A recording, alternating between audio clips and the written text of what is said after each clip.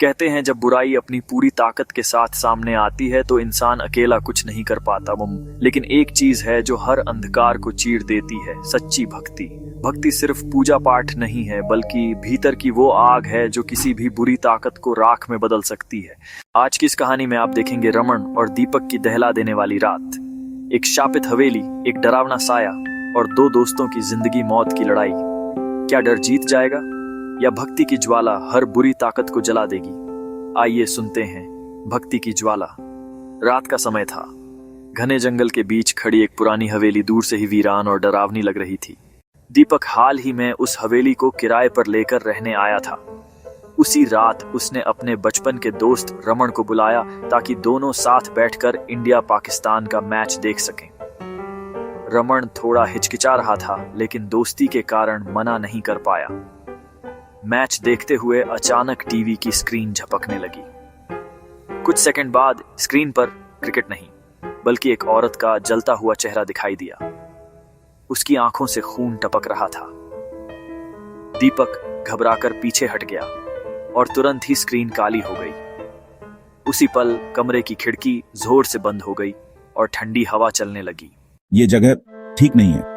रमन ने दीवारों पर उकेरे गए पुराने शिलालेखों पर नजर डाली। उनमें संस्कृत के मंत्र खुदे थे। उसे याद आया कि लोग कहते थे यह हवेली कभी साधुओं की साधना का स्थान रही थी, पर किसी तांत्रिक ने अपनी काली विद्या से यहाँ की तपस्या को तोड़ा और तब से यह हवेली शापित हो गई।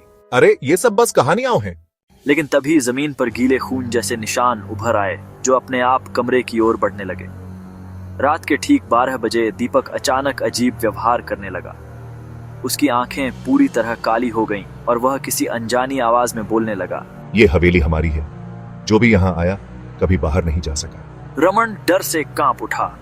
दीपक का शरीर धीरे धीरे जमीन से ऊपर उठ गया। कमरे का वातावरण इतना भारी हो गया कि सांस लेना मुश्किल हो गया। रमन को अपनी दादी की बातें याद आईं।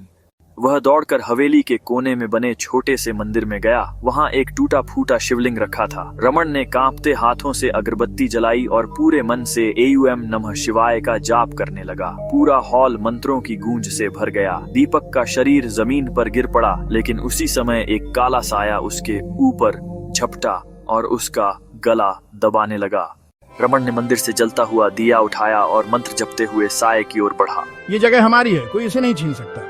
लेकिन जैसे ही दीपक के ऊपर झुके उस साये के पास दिए की लौ पहुंची, हवेली जोर जोर से कांपने लगी। साये ने चीख मारी और पूरा शरीर धुएं में बदलकर राख हो गया। भक्ति ने सच में हमें बचा लिया। सुबह की किरणें हवेली की टूटी खिड़कियों से भीतर आईं। अब हवेली का बोझ और भय जैसे गायब हो चुका था।